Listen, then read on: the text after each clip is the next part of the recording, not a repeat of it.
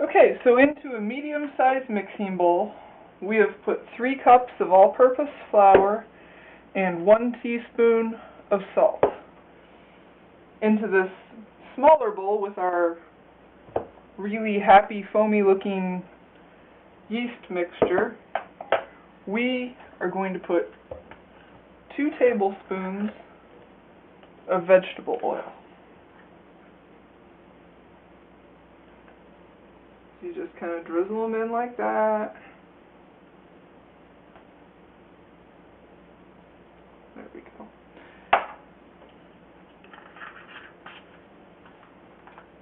I always like to put lids back on everything because you never know when you're going to reach across and knock something over, and saves a lot of misery if the lids are back on stuff. So then you take your happy looking yeast mixture and you pour it really nicely right there into the flour. Take a fork and just kind of start stirring it up.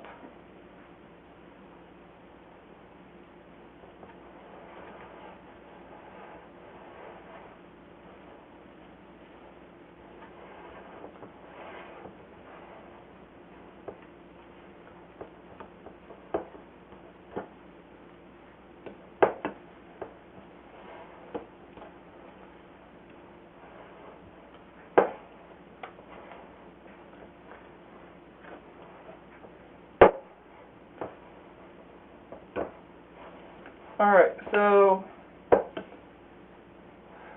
the ingredients combine and kind of form almost a ball in the middle.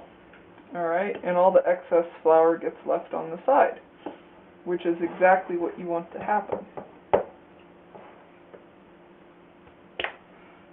So then, I put my other stuff right back in the cupboard, so it's out of the way. That goes in the dishwater. Then, now before I started cooking, I was very careful to sanitize the countertops. Now what I want to do is take some flour, sprinkle it on the countertop like that.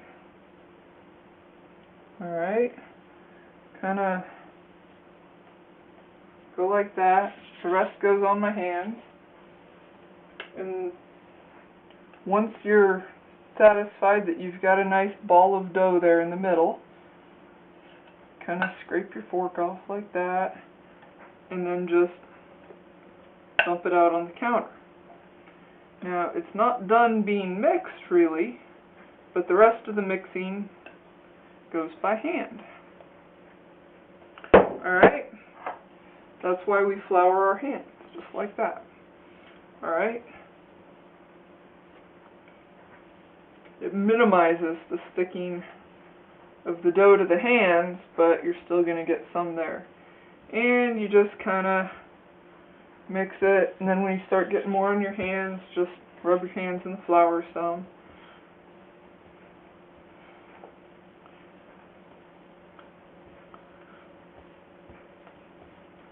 Alright, make sure to keep the flour on the drain board like that.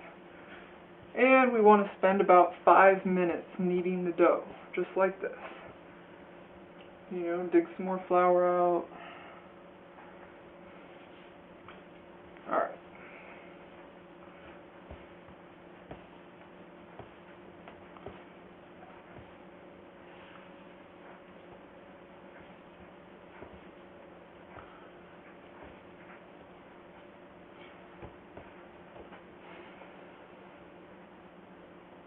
And just repeat the process, and the dough will continue to get more elastic and just downright happy.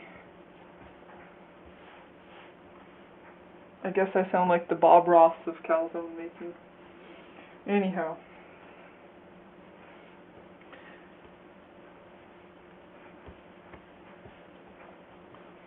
It's a good way to work out some pent-up frustration.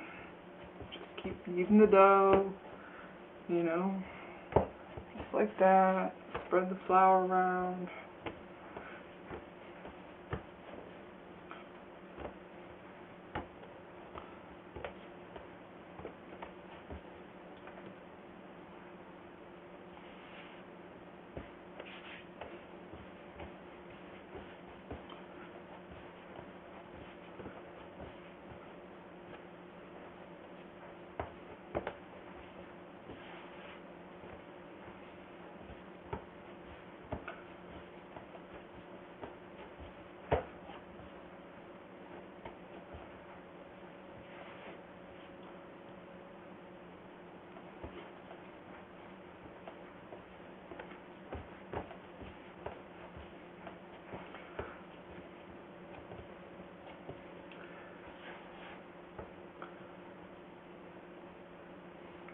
So the amount of time that you need the dough does not have to be an exact science. Just when it looks all uniform and elastic and